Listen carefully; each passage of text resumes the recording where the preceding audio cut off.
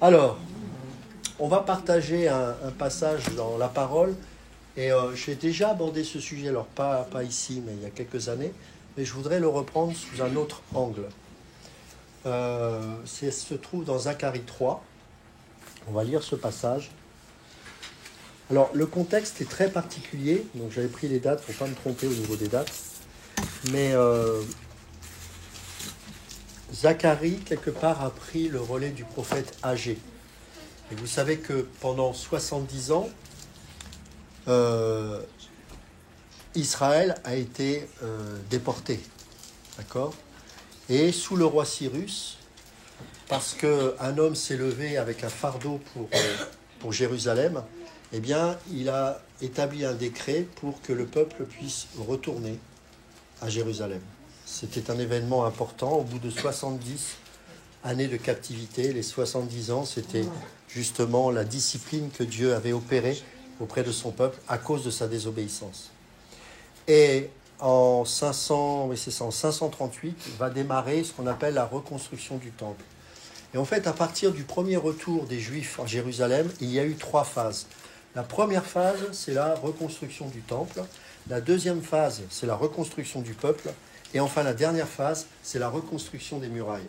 Quand vous réfléchissez un instant, ce n'est pas la logique humaine. La première chose qu'on a envie de reconstruire pour se protéger, c'est une muraille. Et en fait, non, c'est d'abord le temple. Et on peut y faire un lien avec notre vie, nous qui sommes le temple du Saint-Esprit, c'est que très souvent, on a tendance à essayer de se reconstruire, soit parce que ça fait partie du plan de Dieu, de vouloir reconstruire le peuple, ou de reconstruire des murailles pour se protéger, parce qu'on est tellement blessé. Le Seigneur ne veut pas ça. Il veut d'abord reconstruire sa maison en nous. Amen. Et c'est pour ça que la première dédicace du temple, je l'appelle pour nous aujourd'hui la nouvelle naissance. Parce que quand la gloire de Dieu est descendue à la dédicace du temple sous Salomon, même les sacrificateurs ne pouvaient tenir. C'est-à-dire que lorsque nous avons été dédicacés au travers de la régénération, de la nouvelle naissance, eh bien, la présence de Dieu a été réelle et s'est établie en nous pour que nous devenions une habitation de Dieu en esprit. Et la première chose que l'homme a besoin, ce n'est pas d'une muraille, ce n'est pas d'une protection contre les méchants immigrés qui arrivent, telle une horde de barbares, pour détruire le peuple. Je dis ça parce que c'est un peu ce qui se passe en politique en ce moment. Ce n'est pas des mesures sociales, ce n'est pas, même si j'ai rien contre ça, c'est pas ce que je veux dire. Mais pour un enfant de Dieu, la priorité, et c'est ce que Dieu voit, c'est d'abord d'établir sa maison en nous. C'est pas de rétablir des conditions socio-économiques qui feront qu'on va être beaucoup mieux. Mieux on va sur cette terre, plus on rejette Dieu. Donc de toute façon, je sais très bien comment ça se termine. On voit le résultat de l'Occident. S'il y a un continent qui rejette Dieu, c'est bien l'Occident. Et pourtant, il est beaucoup plus riche que d'autres pays où là, on croit en Dieu. Donc il y a un souci. Donc non, la première chose que Dieu veut, c'est faire de ta maison une habitation de Dieu en esprit. C'est que le Saint-Esprit vienne dédicacer sa maison en toi. Ça, c'est la première chose. Et une fois, et ça rejoint un peu ce que tu dis, sauf que là, évidemment, c'était abordé sous l'angle de l'épreuve, mais ça se rejoint, c'est qu'à partir de ce moment-là, ou même ce que tu as dit, Raphaël, par rapport aux œuvres, c'est qu'à partir de ce moment-là, il va se produire une reconstruction de ta personne, bien évidemment. Et ensuite, il y aura une protection, une faveur divine qui fait que, parce que tu vas découvrir au travers de la parole de Dieu, que tu es protégé par la présence même de Dieu. Mais ça commence par la dédicace de ta personne. Tu es le temple du Saint-Esprit. Oui. Même j'ai envie de dire que ça va plus loin que ça, c'est aussi considérer le temple que nous sommes, avec une considération que moi je n'avais pas depuis des années. C'est incroyable que vous faites ce lien aujourd'hui, parce que je suis dans cette reconstruction, déjà mentale, tout ça, je suis dans cette reconstruction. Pourtant, ça fait 30 ans que je suis chrétienne, hein, mais bon, voilà. Mais avoir ce respect aussi de soi, avoir ce respect de la personne que l'on est. Tout à fait. Parce que je ne vois pas que si on ne se respecte pas, comment on peut honorer Dieu. Non. Voilà. C'est sûr. En fait, c'est comme dans Romains 12, 1 et 2 qu'il est dit « Soyez transformés par le renouvellement de votre intelligence, afin que vous soyez capables de discerner ce qui est bon, agréable et parfait. On ne peut pas avoir une valeur juste des choses qui nous entourent ou même de nous-mêmes s'il n'y a pas ce phénomène de métamorphoa, parce que transformer en grec dans Romains 12, c'est métamorphoa, c'est-à-dire un processus de transformation dans nos pensées qui fait que ce n'est plus notre culture, notre arrière-plan, nos habitudes qui vont déterminer un jugement sur les autres, sur autrui ou sur nous-mêmes, mais c'est le critère de la parole de Dieu qui, par l'esprit, va transformer notre conception du moi et des autres, enfin le moi, pas le moi, l'ego, la personne, je veux dire. Et là, à ce moment-là, on va avoir ce qu'on appelle le discernement. La première chose que le Saint-Esprit donne dans la vie d'une personne, c'est le discernement. Donc, mais pour ça, il faut un processus et ça ne se fait pas du jour au lendemain. Cette nouvelle naissance, ce n'est pas parce que vous êtes né de nouveau que d'un seul coup, ah, ça y est, j'ai tout compris. Non, parce qu'il faut que ce travail s'accomplisse. Il faut qu'il y ait un travail qui se fasse année après année. Et ça, c'est l'œuvre de Dieu. Et les épreuves, pour rejoindre ce que tu disais, servent en partie à ça. C'est que comme on a des résistances, les épreuves font casser nos résistances pour que le Seigneur puisse continuer à travailler dans nos vies. C'est exactement ce que fait un chirurgien, sauf que nous, c'est sans anesthésie, du coup il y a des résistances, parce que quand on voit le scalpel, mais quand on se raidit, ça fait encore plus mal. Donc voilà, c'est exactement ça, tout à fait, c'est qu'on puisse réaliser qu'en tant que temple du Saint-Esprit, il y a des choses que l'on ne peut plus considérer de la même manière. Quelqu'un qui a été violé dans son enfance, il est évident qu'au niveau de l'image qu'il a de lui-même, c'est compliqué. Donc oui, la nouvelle naissance va le transformer, mais il ne va pas tout de suite comprendre ces choses. Il va falloir un travail. Et c'est là où les enseignants et les frères et sœurs qui accompagnent ces personnes, par exemple, qui souffrent, ont un rôle au travers de la parole. Et c'est exactement ce qu'on va aborder là. Et je ne sais pas si des personnes ont vécu ces choses-là, mais je pense qu'avec cet enseignement, vous allez avoir des pistes qui vont vous faire comprendre que vous ne pouvez pas vous réfugier derrière ça toute votre vie. Parce que malheureusement, pour certains, ça devient une zone de confort. C'est un peu dur ce que je dis, parce que c'est des vraies souffrances. C'est des vraies souffrances et le Seigneur sait que ce sont des vraies souffrances. Mais c'est parce qu'il sait que c'est des vraies souffrances qu'il veut nous faire passer à une autre dimension. Mais très souvent, on a peur. On a peur parce que la seule fois où on a fait confiance peut-être à une personne, eh ben, elle en a profité pour nous abuser. Donc, pourquoi je prendrais encore ce risque alors que j'ai des murailles que je me suis construites et qui, quelque part, ça me va bien pour l'instant? Oui, mais le Seigneur va traiter ça. Il va le traiter. Et faire détruire cette muraille, c'est nous faire comprendre que le temple suffit. Ta sécurité, c'est moi. Donc ces protections, je vais y aller. Ça va peut-être faire un peu mal, mais je vais les casser petit à petit pour te libérer de toi-même. Parce que tu crois que c'est ta zone de confort, mais en fait, c'est une prison. Parce que ça t'empêche d'aimer les autres. Parce qu'on parlait de glorifier Dieu, c'est le but. Eh bien, c'est aussi de nous aimer les uns les autres. Comment voulez-vous aimer l'autre si déjà on a été abusé dans la confiance envers une personne qui, justement, parce qu'on pensait qu'elle allait nous protéger, nous a détruits? Comment voulez-vous que je puisse aimer une autre personne?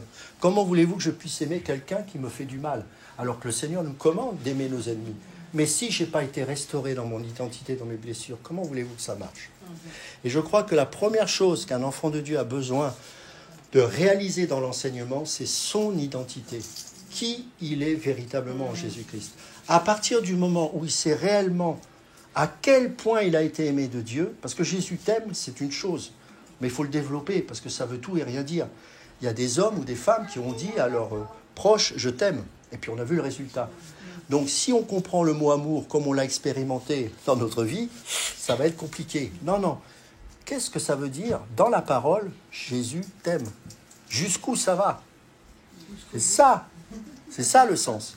Et dans Zacharie 3, vous avez quelque chose de très intéressant, c'est qu'au travers de cette histoire, où vous voyez que le peuple va revenir alors qu'il a fait n'importe quoi, et les 70 ans de captivité, c'était une punition. Il faut appeler ça comme... C'est le mot, c'était une punition. Mais Dieu n'abandonnera jamais ses enfants. Il n'a jamais abandonné Israël, quand bien même ils étaient punis. Mais ça ne veut pas dire qu'ils étaient rejetés. Ils ont été éprouvés, disciplinés. Et ce qui est extraordinaire, c'est qu'il va utiliser Agé comme prophète, il va utiliser Zacharie, et il va leur demander, donc, au travers de ce décret de Cyrus, de revenir. Et à partir de là, le temple va commencer à se construire. Mais ça va prendre du temps. Ça va prendre du temps, ça va prendre la période à peu près de 538 avant Jésus-Christ à 515 avant Jésus-Christ. C'est long, c'est très long pour que le temple soit reconstruit. Pourquoi ? Parce qu'à partir du moment où le temple va être reconstruit, il va y avoir des combats. Il va y avoir des gens qui vont s'y opposer. Il y a aussi le peuple qui va se décourager. Et comme à un moment donné, on arrive, où un autre roi, après Cyrus, donc va succéder à Cyrus, et il va établir une forme de paix dans son royaume à lui. Et donc du coup, on va oublier un peu ce décret de Cyrus, et on va oublier le fait que le temple, il devait être construit sur l'ordre de Cyrus. Et souvent, quand tout va bien, on oublie un peu tout ça. Et donc, le peuple de Dieu, et principalement ceux qui étaient destinés à diriger les travaux pour la reconstruction du temple, vont se retrouver avec des gens totalement démotivés, un peu passifs. Et donc, c'est dans ces moments-là que Dieu utilise des prophètes pour réveiller, pour dire « Hé, n'oubliez pas, Dieu nous a fait revenir ici, c'est pas pour créer une nouvelle société, c'est pour reconstruire le temple. Donc, réveillez-vous. » Et Agé va être utilisé par Dieu pour montrer quelque chose de très particulier. Et c'est là où je veux en venir. Zacharie va utiliser l'image de Josué, le souverain sacrificateur. Et dans ce passage-là, il va lui montrer que ce souverain sacrificateur-là, eh bien, il va retrouver sa fonction d'avant. Et ça, c'est un choc pour le peuple. Pourquoi ? Parce que la gloire de Dieu était partie depuis bien longtemps de ce temple. Et qu'il n'y avait plus de sacrifice puisqu'il n'avait plus la possibilité de revenir à ce temple. Il n'y avait donc plus lieu d'avoir de souverain sacrificateur. Donc quand ils sont revenus reconstruire ce temple, dans leur tête, c'était, mais dans le Saint des Saints, quand le sacrificateur, le souverain sacrificateur va présenter le sacrifice, il n'y aura plus la présence de Dieu. C'est fini. C'est fini. Et Dieu va communiquer sa pensée à Zacharie, pour encourager le peuple de Dieu. Et qu'est-ce qu'il va dire ? Regardez. Zacharie chapitre 3 verset 1. « Il me fit voir Josué le grand prêtre debout devant le messager du Seigneur. » Je vais prendre les 3 personnes qui sont devant moi. Vous n'allez pas être devant. Hop, levez-vous, venez vers moi. Oui. Alors, on va prendre... on va bénir nos sœurs, elles vont prendre les bons rôles quand même. D'accord. Ok, tu viens ici, devant le messager du Seigneur. Bon, allez, tu es le messager du Seigneur. Voilà. Je ne peux pas lire, j'ai pas de lunettes. Hein, c'est pas grave, non, c'est moi qui lis à ta place, t'inquiète pas. Tu vas jouer le mauvais rôle, mais c'est un rôle, d'accord ? Viens. Toi, tu vas jouer l'accusateur, ok ? Et toi, tu vas jouer, tu te mets là, tu vas jouer Josué, le sacrificateur, ok ? Donc, je lis le passage. Il me fit voir Josué, le grand prêtre, debout devant le messager du Seigneur, et l'adversaire debout à sa droite pour l'accuser. Donc, toi, tu l'accuses. Alors, tu dis, tu fais semblant, tu parles comme ça, mais tu l'accuses, tu pointes du doigt, voilà. Hein ? Bon, c'est un accusateur gentil, celui-là. Non, mais tu accuses vraiment. Tu as vu dans quel état t'es, mais tu crois que vraiment tu peux avoir cette fonction de souverain sacrificateur ? Tu veux que je te rappelle d'où tu viens pendant ces 70 ans ? Tu veux que je te rappelle tout ce que vous avez fait de mal ? Est-ce que c'est faux ce que dit l'accusateur ? Non, c'est vrai. C'est vrai. Et donc, lui, qu'est-ce qu'il fait ? Il accuse. Ok. Le Seigneur dit à l'adversaire que le Seigneur te rabroue. Alors, je ne vais pas expliquer la Trinité là-dedans, mais il y a tout un enseignement aussi sur ça. Donc, toi, tu dis que le Seigneur te rabroue. Que le Seigneur te reprenne un peu, c'est ça ? Te rabroue. Te rabroue. Que le Seigneur te rabroue. T'es convaincu de ce que tu dis ou je te rappelle que tu as l'autorité. Je te rappelle que tu as l'autorité et t'es Dieu, quoi. Vrai, d'accord ? C'est vrai. Alors que le Seigneur te rabroue. Bon, je pense qu'il est un peu plus... Mais c'est bien. L'effort est là. Qu'est-ce que vous remarquez ? Il y a quelque chose, moi, qui m'interpelle dans cette histoire, déjà, dès le début. Regardez, Satan l'accuse. C'est pas la victime qui prend sa propre défense. Exactement. C'est pas la victime qui prend la défense. Ah oui. C'est le messager du Seigneur, c'est l'ange de l'Éternel. Pourquoi ? Parce qu'il est notre avocat. Amen. C'est lui qui nous défend. Donc, il peut dire des choses qui sont au demeurant vraies, sur le passé, sur des choses. Tout à fait. Mais, non, va voir le boss. Il n'a pas l'autorité. Eh oui, c'est l'avocat qui dit que le Seigneur te rabroue. Donc, au nom du Père, il parle évidemment. Hein. Et donc, elle reste comme ça. Mais regardez, ça va encore plus loin. Que le Seigneur te rabroue, adversaire. Que le Seigneur te rabroue, lui qui porte son choix sur Jérusalem. Cet homme-là n'est-il pas un tison arraché au feu? Waouh! Or, regardez, Dieu dit, cet homme-là n'est-il pas un tison arraché du feu? C'est-à-dire, je l'ai sorti de la boue pour en faire ce qu'il est. Sauf que, il dit ça au moment où Josué porte encore un vêtement qui est comment? Or, Josué était habillé de vêtements sales et il se tenait debout devant le messager. Ça, c'est capital. C'est ce qu'on appelle l'élection de Dieu. C'est-à-dire qu'en fait, Dieu ne t'a pas choisi parce que tu étais propre. Oui, oui. Dieu t'a choisi parce qu'il t'a choisi. Et donc, il déclare les choses avant même que ton vêtement soit nettoyé. Parce que tu étais destiné à avoir un vêtement propre. Amen. C'est-à-dire que le défenseur, qui est Jésus, prend la défense du souverain sacrificateur alors que son vêtement n'est pas encore nettoyé. Est-ce que vous comprenez ce que je suis en train de vous dire? Je crois que Josué se tenait était convaincu qu'il était sale. Non? Oui, Ouais, bien sûr, que... tout à fait, tout à fait. C'est pour ça qu'on parle de l'identité. C'est-à-dire que lui, dans son identité, il se croit encore sale. C'est pour ça que c'est la parole de Dieu qui nous fait comprendre que non, j'ai un avocat auprès du Père. Plus personne ne peut me condamner. Et si le diable est encore là pour me rappeler des choses, peut-être même le péché que j'ai commis il y a une seconde, hein, le Seigneur dit, c'est quelqu'un que j'ai choisi. Que j'aime. Ouais. Que j'aime. Ok, je m'en occupe, moi. Pour sa sanctification, je m'en occupe. Mais c'est mon enfant et tu n'as aucune autorité sur lui. Mais toi, tu n'as pas à te défendre. Parce que ça, c'est la justice propre. Et qui est souvent issue d'une culpabilité. Non. Tu es dans l'œuvre accomplie, dans la grâce de Dieu.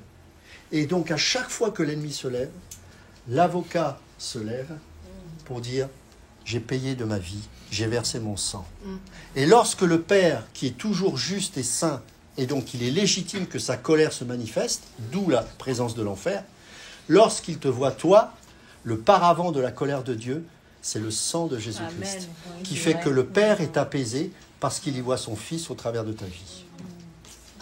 Ça s'appelle ton identité en Jésus-Christ. Il n'y a plus aucune condamnation pour ceux qui sont en Jésus-Christ. Car désormais, ni la mort, ni la vie, ni les autorités, ni les dominations de ce monde, c'est-à-dire les autorités spirituelles qui accusent, ne pourront me séparer de l'amour de Jésus-Christ, notre Seigneur. Qui accusera les élus? Vous vous souvenez de ça? C'est dans Romains 8. C'est Dieu qui justifie. On continue. Ôtez-lui, or Josué était habillé de vêtements sales, et il se tenait debout devant le messager. Celui-ci, donc là, c'est le messager, donc c'est le Seigneur qui parle. Celui-ci dit à ceux qui étaient devant lui, donc des anges, ôtez-lui les vêtements sales. Voilà. Qui lui enlève les vêtements sales? Est-ce que c'est toi qui as mis tes vêtements à la machine à laver? Est-ce que tu passes ton temps? Tu as essayé d'enlever une tache sur un beau costume? C'est terrible, ça s'étale. À chaque fois que tu nettoies comme ça s'étale. Non, c'est le Seigneur. Ôtez-lui les vêtements sales. C'est lui. Regardez. Puis il dit, regarde, ça c'est, regarde dans ma parole, regarde. Regarde pas l'accusateur. Non, il dit, regarde, je t'enlève ta faute pour t'habiller de vêtements. Quel type de vêtements? De fête. Waouh. Je dis qu'on mette sur ta tête un turban propre. C'est-à-dire, là, ici, en fait, c'est la tenue des sacrificateurs. Vous savez qu'ils avaient un turban sur la tête. Le lin, c'était en lin, ça nous parle de la justice accomplie de Jésus-Christ. En fait, le lin a une particularité, c'est qu'il retarde le processus de sudation, de transpiration. C'est pour ça qu'en été, on porte souvent des vêtements en lin. Et donc, les souverains sacrificateurs avaient une tenue en dessous, une sorte de sous-vêtement en lin. Pourquoi? Parce qu'en fait, la transpiration, symboliquement, représente l'œuvre de Caïn, c'est-à-dire le fruit de notre œuvre charnelle, humaine, la transpiration, l'effort humain. Or, le fait que le souverain sacrificateur porte un sous-vêtement en lin, c'était pour montrer que je ne veux pas de ton œuvre humaine. Je ne veux pas de transpiration. Il n'y a pas d'effort humain. Il n'y a pas quelque chose pour gagner Dieu. Et donc le turban qui est ici au niveau de notre pensée, c'est l'œuvre de Jésus-Christ, l'œuvre accomplie. C'est-à-dire que ta pensée n'est pas animée d'œuvres que tu dois faire pour gagner le mérite, mais de te revêtir de ce qu'a Dieu, de ce qu'a déclaré Dieu te concernant. Purifier, racheter, pardonner, sanctifier, aimer, justifier, etc., etc. Ça, c'est le turban qui doit environner, et il n'y a pas d'œuvre humaine là-dedans. C'est l'œuvre de Jésus-Christ. Ça commence, ton identité, ça commence par là. Par là. Et pour que tu sois métamorphosé à ce moment-là, comme on l'a dit dans Romains 12, c'est qu'il faut que la parole de l'œuvre accomplie soit prêchée pour que tu puisses les saisir par l'esprit et qu'elles restent gravées dans tes pensées. Pas la loi. Pas la loi, l'œuvre de Christ. Amen. Donc la première chose que Dieu déclare, ôtez-lui les vêtements sales, mettez-lui d'abord ça. Pas le vêtement, d'abord ça, parce qu'on commence par ça, par les pensées. Ensuite, regarde, je t'enlève ta faute pour t'habiller de vêtements de fête. Je dis qu'on mette sur ta tête un turban propre. Ils mirent le turban propre sur sa tête et l'habillèrent avec les vêtements. Le messager du Seigneur se tenait là. Le messager du Seigneur apporta ce témoignage à Josué.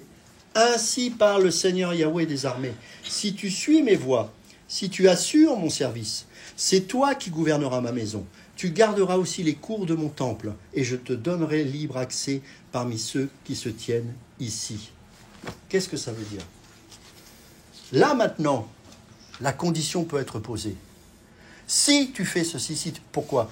Parce que le point de départ, c'est d'abord l'identité. Je suis en Christ, indépendamment de ce que je puisse faire.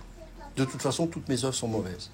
Mais maintenant, à partir du moment où j'ai reçu cette tenue, Dieu va pouvoir me donner des ordres en rapport avec ma nouvelle identité que j'ai reçue.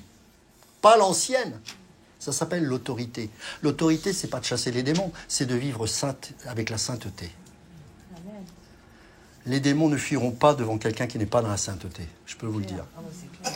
Donc, à partir du moment où j'ai reçu un nouveau vêtement, là, je vais pouvoir, enfin, si j'étais Dieu, tu vois, lui donner un ordre. Maintenant, marche. Un peu comme Jésus a dit à la femme adultère, va et ne pêche plus. D'abord la grâce, que celui qui n'a jamais péché lui jette la première pierre. Bon, alors là, c'est sûr, tout le monde part. Maintenant qu'elle a compris qu'elle a été restaurée parce qu'elle n'est plus regardée comme Jésus, pas Jésus comme une prostituée ou comme une adultère, mais comme une femme aimée de Dieu, restaurée. Car les accusateurs, même chose. Vous avez vu à l'époque, les hommes, les religieux, les pharisiens, ils accusaient la femme. C'est marrant, mais l'autre qui avait commis l'adultère, il était où ? Ah bah il n'était pas là. Pourtant, il devait être lapidé comme elle. Hein. Et il n'était pas là. Pourquoi ? C'était peut-être un de leurs copains, j'en sais rien. Allez savoir. À l'époque, avec les femmes, je pense qu'elle était... Oui, mais la loi stipulait bien que c'était les deux. Ouais, mais... Donc, on voit bien qu'il y a un souci à ce niveau-là. Et que dit à chaque fois que... Vous vous rendez compte que c'est les accusateurs qui ont présenté cette femme devant Jésus. Ça nous montre la souveraineté de Dieu.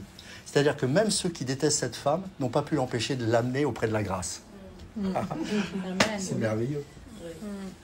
Ils ne savaient même pas qu'ils étaient en train de faire la volonté de Dieu. Pour l'accuser, ils étaient en train de l'amener près de la grâce. Et c'est ce qui l'a libéré. C'est vrai. Et à partir de ce moment-là, qu'est-ce qu'a dit Dieu ? Va et ne pêche plus. Là, on peut donner un ordre. Pourquoi ? Restauration dans l'identité. Alléluia. Si l'identité, au travers de notre nouvelle naissance en Jésus-Christ, n'est pas clairement comprise, ça va être très compliqué. C'est pour ça qu'il faut passer des heures, des mois et des années à prêcher l'identité en Jésus-Christ, ce que nous sommes. Sinon, on ne peut pas faire. Parce que vous allez faire en lien avec votre ancienne identité. Peut-être pour rattraper les erreurs, vous allez faire des choses. Dans un premier temps, ça va peut-être marcher, mais ça ne va pas tenir. Tout ce que Dieu nous demande de faire, c'est toujours en rapport de cette nouvelle identité qu'il nous a donnée. Tu as été pardonné, tu as été racheté, tu as été sanctifié, tu as été libéré. Va et ne pêche plus. Sanctifie-toi, parce que désormais, je t'ai donné la foi qui va te permettre de persévérer. Bien sûr que tu tomberas, bien sûr, mais tu te relèveras par la grâce de Dieu. Et comme disait très justement Alexandre, et j'ai bien aimé ce qu'il avait dit par rapport à ça, c'est que le seul moyen de te relever, de toute façon très souvent, à force d'essayer de s'en sortir par soi-même, on est tellement dégoûté de nous-mêmes, et parce qu'on est orgueilleux en fait. Souvent, on croit que les gens sont humbles parce qu'ils pleurent. « Oh, mais je suis encore tombé. » C'est de l'orgueil. C'est parce qu'on veut encore essayer de s'en sortir par soi-même. Pourtant, on sait pertinemment qu'on n'a aucune capacité en nous de nous sanctifier. Mais on résiste. Et à un moment donné, on est tellement épuisé, comme disait Alexandre, qu'à un moment donné, enfin, je dis bien enfin, on se tourne vers lui. Et là, on découvre la grâce. On redécouvre la grâce. Et parfois, c'est au bout de 10 ans de vie chrétienne, on a encore ces travers-là. Mais Dieu persévère. Il ne lâche pas l'affaire. Pour qu'enfin, à un moment donné, comme Jacob, on sectionne le tendon de sa hanche, et paf, à partir de là, il va te dire, je vais t'appeler Israël maintenant. Tu vas plus être le Jacob magouilleur qui passait ton temps pour, en plus, essayer de saisir Dieu, mais utiliser les moyens charnels, tu magouillais, tu trichais, tu as usurpé le droit d'aînesse.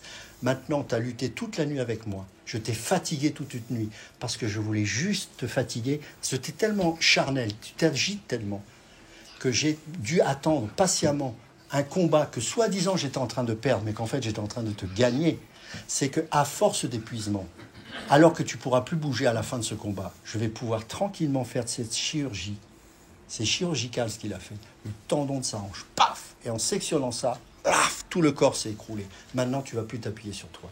Et là, maintenant, je t'appelle Israël. Ce ne sera plus le même homme. Et chacun d'entre nous, nous devons passer par ce processus. Mais pour le vivre dans la paix, il faut d'abord savoir ce que nous sommes devenus en lui.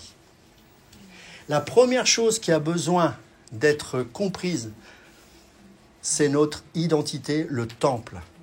Ensuite, vient le corps, comme sous l'époque d'Esdras, où là, rappelez-vous, c'est de 458 à 456. En fait, quand le temple va être construit, il y aura une période d'attente de 57 ans. C'est-à-dire qu'en 515, le temple est reconstruit, et il y a encore une période de 57 ans. C'est terrible, c'est long, 57 ans. Et en 458, à partir de ce moment-là, le peuple va commencer à être reconstruit. Qu'est-ce qui se passe? Ils vont redécouvrir la parole. Il va y avoir ce qu'on appelle un réveil, j'aime pas trop ce mot, mais c'est-à-dire que Esdras va leur lire jour et nuit la parole de Dieu. Et il va y avoir une reconstruction du peuple. Les gens vont se mettre à pleurer parce qu'ils vont redécouvrir la parole et ils vont voir que c'est à cause de leur péché que tout cela leur est arrivé. Pourquoi? Parce qu'il y a une génération qui est venue après qui ne comprenait pas ce qui leur était arrivé. Et donc là, il va y avoir la reconstruction du peuple. Et puis, période de 12 ans d'attente encore, et vous connaissez le livre de Néhémie, qu'est-ce qu'il y a à ce moment-là? La reconstruction des murailles. Étape par étape. D'abord, ta nouvelle naissance. Comprendre qui tu es en Jésus-Christ. Et ensuite, il va y avoir une reconstruction, même physique, je peux vous le dire, moi personnellement, j'ai vécu cette reconstruction physique aussi dans ma vie. Pourquoi? Parce que quand tu ne bois plus, quand tu ne fumes plus, quand tu ne drogues plus, forcément le corps change. Mais la base, ça a été non pas ma volonté, parce que combien de fois j'ai essayé d'arrêter de boire avant, mais c'est parce que je suis né de nouveau, que je ne m'appartenais plus à moi-même, et que je sentais qu'il y avait quelque chose qui me dépassait, qui me tenait dans ses bras. C'était Dieu. Et à partir de ce moment-là, oui, il va y avoir une transformation dans le corps. Oui, mes pensées vont commencer à changer. Je vais commencer à être moins méchant, je vais commencer à parler, mais pourquoi? Parce que je vais méditer la parole, parce que les commandements... Moi, j'ai lu la Bible avant d'être né nouveau. Je l'ai lu pendant 1 an et demi. J'ai rien compris. Pourtant, je pense que j'ai lu beaucoup de livres, je ne pense pas être idiot, mais j'ai rien compris. Quand je suis né de nouveau, ah ben là, c'était plus la même chose. Chaque verset était un impact dans ma tête. J'avais l'impression que ça rentrait dans mon esprit. C'était même pas une lettre, enfin, c'était pas de l'écrit, c'était Dieu qui parlait. Et donc ça va commencer à changer notre mentalité. Et là, on va pouvoir se reconstruire aussi. C'est ça la vie chrétienne. Merci beaucoup. En fait, je voulais vous utiliser cet exemple pour qu'on puisse comprendre que l'Église, c'est pas une question... On ne fait pas des briques dans l'Église. Les briques, elles étaient faites quand le peuple était en esclavage en Égypte. Faites des briques. Et Pharaon, qui était un type de Satan, il a mis la barre encore plus haute. Enfin, si on peut appeler ça la barre plus haute. La pression a augmenté. Ah, ils se plaignent. Et bien maintenant, ils vont chercher la paille eux-mêmes. C'est terrible. Parce qu'en fait, pour faire le lien d'une brique, c'est la paille. Sinon, la brique, ça vient de la pierre, c'est de la poussière. Donc, jusqu'à présent, les Égyptiens leur fournissaient la paille. Mais là, Pharaon, il monte la pression. Il va dire maintenant, puisqu'ils ne sont pas contents, ils vont produire la même quantité de briques qu'avant, mais ils vont aller chercher eux-mêmes la paille. Vous savez comment ça s'appelle ça? La religion. Faites des briques. Je parle de la religion dans le sens péjoratif parce qu'il y a un sens positif aussi dans la religion. Faites des briques. Faites des briques. Faire. C'est pas l'évangile. L'évangile, c'est être. C'est pas faire. L'évangile, à chaque fois, c'est restauration de ta personne. Je viens te visiter, je viens te transformer. Je viens te donner une nouvelle identité et c'est cette identité qui va te pousser à œuvrer, à avoir des fruits, à porter des fruits. Je vais t'émonder, je vais t'éprouver pour que les fruits viennent presque surnaturellement. Bien sûr, tu ne t'en rends pas compte, tu as l'impression que tu fais des choses et tu les fais. Mais en fait, si tu avais une fenêtre ou plutôt une paire de lunettes spirituelles, tu verrais que ce sont des fruits spirituels. Est-ce que vous croyez qu'un arbre, un pommier, quand il produit des pommes, il réfléchit quant à la manière de les faire? Non. Non. C'est pareil. C'est pareil pour vous et moi. On n'a pas à faire des briques, on a à s'asseoir sur la pierre. Et vous savez que dans Exode chapitre 20, il était dit qu'on ne devait pas tailler la pierre. Vous ferez un autel en mon Dieu, mais vous ne taillerez pas la pierre. On ne touche pas à l'œuvre de Dieu. Il y en a toujours qui veulent laisser... Attends, je vais mettre un petit coup de... Non, ne touche pas. Ne touche pas. Assieds-toi sur la pierre. Parce que la pierre angulaire, c'est Christ. On va lire Éphésiens chapitre 2. On va lire d'abord 1 Pierre chapitre 2. En fait, si vous regardez Pierre, moi j'aime beaucoup Pierre parce que tout son discours est issu du Tanakh. Quand il écrit, Pierre, c'est que des écrits de l'Ancien Testament. Je ne sais pas si vous avez remarqué. Il utilise par exemple des images du souverain sacrificateur, le sacerdoce royal, à chaque fois parce qu'il avait compris que les choses de l'Ancienne Alliance étaient l'ombre des choses à venir. Et regardez, j'en veux pour preuve, c'est dans 1 Pierre chapitre 2, et là, c'est exactement un discours de l'Ancienne Alliance, alors évidemment revu avec la perspective de Christ. 1 Pierre chapitre 2, regardez. Approchez-vous de lui, pierre vivante, rejetée par les humains, certes, mais choisie. C'est pas toi qui as choisi, c'est lui.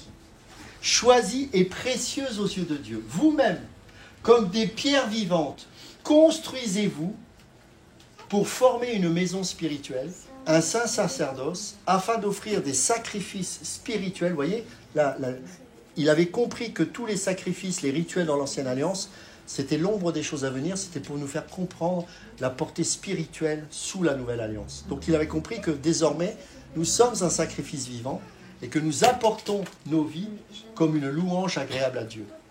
Un saint sacerdoce afin d'offrir des sacrifices spirituels agréés de Dieu par Jésus-Christ, car voici ce qu'on trouve dans l'Écriture, je vais poser en Sion une pierre angulaire, choisie, précieuse, pas une brique, une pierre, et celui qui croit en elle ne sera jamais pris de honte.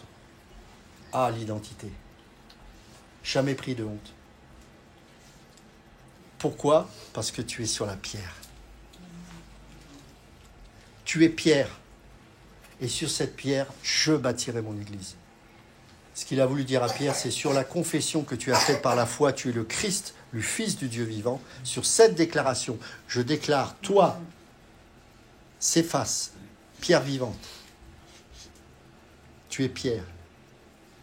Et que sur cette pierre, Pétra, le rocher, cette confession que Christ, c'est pour ça que on peut dire avec certitude que ce qu'a dit Jésus, c'était en rapport avec ce que Pierre avait dit précédemment, qu'il était le Christ, le Fils du Dieu vivant, puisqu'il changera le mot grec, il dira, c'est un jeu de mots en fait, Céphas, c'est les petites pierres, et que tu es, et sur cette pierre, quand il dit sur cette pierre, c'est Pétra en grec, et ça nous parle du rocher, c'est-à-dire Christ, sur la confession qu'il avait vue, qu'il était le Christ, le Fils du Dieu vivant. Ça, c'est ta pierre, c'est ton Pétra, c'est ton rocher, c'est ton assurance. Et à partir de là, je vais t'établir. Vous comprenez? L'honneur est donc pour vous. Bon, je passe un peu et je vais sur verset 9. Vous, par contre, vous êtes une lignée choisie. On n'est pas issu de la tribu d'Aaron, on n'est pas des Lévites, mais on est de la lignée choisie de Dieu. Prédestiné. Un sacerdoce royal, une nation sainte, un peuple que Dieu s'est acquis pour que vous annonciez les hauts faits de celui qui vous a appelé des ténèbres à son étonnante lumière. Vous qui autrefois n'étiez pas un peuple d'identité encore, vous êtes maintenant le peuple de Dieu. Vous qui n'aviez pas obtenu compassion, vous avez maintenant obtenu compassion. Et regardez, là maintenant, qu'est-ce qu'il va dire ? Une fois qu'on a compris notre identité, ce que nous sommes, des prêtres, bien-aimés, je vous encourage comme des exilés, des étrangers. Pourquoi il nous dit ça ? Je viens de vous dire que vous formez un peuple, vous formez une nation, vous formez une royauté. Mais vous voyez bien que ce dont il parle, là, ce n'est pas une nation terrestre, c'est spirituel. Donc la conséquence, c'est le verset 11. Je vous encourage comme des exilés et des étrangers, puisque nous sommes aujourd'hui des étrangers et des voyageurs sur cette terre, à vous abstenir des désirs de la chair qui font la guerre à l'âme. Ayez une belle conduite parmi les gens des nations, etc. Comment c'est possible ? Comment on peut se sanctifier ? Mes amis, c'est possible à partir du moment où c'est qu'on est étranger et voyageur sur cette terre. Si on est attaché à cette terre, la sanctification va être très compliquée. Mais si on comprend qu'on n'a rien à gagner dans ce monde et qu'on ne gagnera rien dans ce monde, parce que nous lui appartenons, alors va commencer le chemin de la sanctification. Parce que ça commence par la libération de nous-mêmes. Et ça, c'est le principe de la croix. La croix est une malédiction pour ceux qui le rejettent. Mais pour ceux qui l'embrassent, c'est une bénédiction. Parce qu'on est libéré de nous-mêmes, parce que nous décidons de mourir jour après jour à nous-mêmes. Quand je dis nous décidons, c'est le Seigneur qui œuvre, bien évidemment. Voilà où je voulais en venir, c'est que on doit comprendre l'Église, que tout démarre là. Tout commence par qui nous sommes. On ne pourra pas, si on n'a pas compris ça, conseiller correctement les gens qui souffrent. Il faut les amener. Vous savez, quelqu'un qui souffre, on pourra toujours dire « c'est normal qu'il fasse ça, il a tellement souffert ». Non, non, ce n'est pas normal. Il y a des gens qui ont vécu les mêmes choses, qui ne font pas forcément les mêmes méchancetés. Donc, ce n'est pas une excuse. Il faut leur dire simplement que c'est le résultat du péché. Et que cette injustice que tu as vécue, elle est terrible, et je pleure avec toi. Mais à révéler aussi la hauteur de ton péché. Et donc, pour casser cette malédiction, il faut le pardon, il faut la guérison des cœurs. Et ça se fait que si le temple est restauré. C'est la base. C'est pour ça que je ne crois pas en la psychologie, je ne crois pas en la psychothérapie, je vois des églises où il y a des cabinets de je ne sais pas quoi, ça ne sert à rien. C'est parce qu'on a des mauvais enseignants qu'on est mal conseillés. Mais un bon enseignant, il n'a pas besoin de psychologue, il faut simplement qu'il passe... Par contre, il faut passer du temps, Ce n'est pas dans un lieu avec 100 personnes, c'est individuellement. Passer des heures avec la personne, prier, l'aimer, l'encourager. Pas ça, évidemment, c'est plus compliqué. Mais il faut ouvrir la Bible et lui dire « Regarde ce que Dieu a fait de toi. Regarde. » Et regarde, ensemble, on va prendre cette voie de la libération. Mais on va passer du temps à ce que tu puisses réaliser ce que Dieu a fait. Et j'ai des témoignages, et certains en ont certainement également connu, vu, des gens qui ont été abusés et qui ont pu pardonner. Je pense à une prédicatrice très connue qui a été violée par son papa. Non seulement elle a pardonné à son père, mais elle l'a baptisé à l'âge de 90 ans. C'est dur d'entendre ça. Mais qu'est-ce que c'est glorieux. J'ai vu un Palestinien et un Juif convertis en Christ faire des conférences dans le monde entier, alors qu'avant, ils se lançaient des cailloux. Et main dans la main, ils ont prêché l'évangile ensemble. Il n'y a plus ni homme, ni femme, ni juif, ni grec. Ça, c'est l'évangile. Mais pour ça, il faut parler de l'identité. Et il y en a, ça va prendre du temps, parce qu'il y a de telles blessures qu'il faut être patient. Et c'est pour ça qu'un culte ne suffira pas, c'est passer du temps avec la personne. Mais ce n'est pas en léchant les blessures qu'on va s'arranger. C'est en parlant de l'œuvre accomplie. Regarde ce qu'il a fait de toi. Et à un moment donné, le Seigneur va éclairer. Et c'est ce que j'appelle la libération. La libération. Amen. Amen. Pour terminer, juste, s'il y a des gens, je le dis en toute transparence, qui ont encore des souffrances, des choses comme ça, vous pouvez me contacter, il n'y a pas de souci.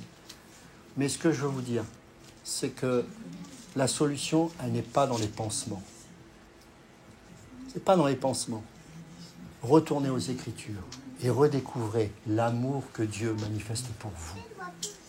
Et il vous aime d'une manière telle que ça va bouleverser votre conception de l'amour.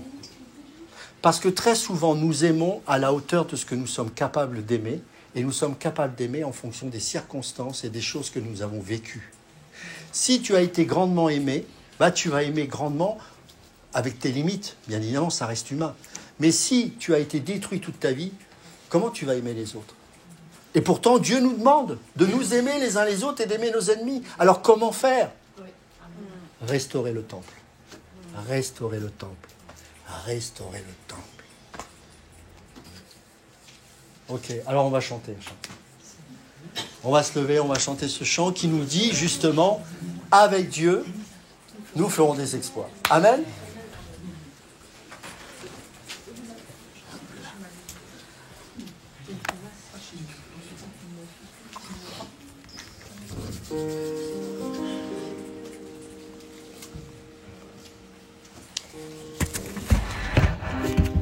Avec Dieu, nous ferons des exploits, car c'est lui, seul qui écrase l'ennemi. Chantons et crions la victoire. Christ est roi, car Dieu a gagné le combat et libéré son peuple. Sa parole a vaincu l'ennemi, la terre entière verra qu'avec Dieu nous ferons des exploits, car c'est lui, seul qui écrase l'ennemi. Chantons et crions la victoire. Christ est roi, car Dieu a gagné le combat et libéré son peuple. Sa parole a vaincu l'ennemi, la terre entière verra qu'avec Dieu nous ferons des exploits, car c'est lui, seul qui écrase l'ennemi. Chantons et crions la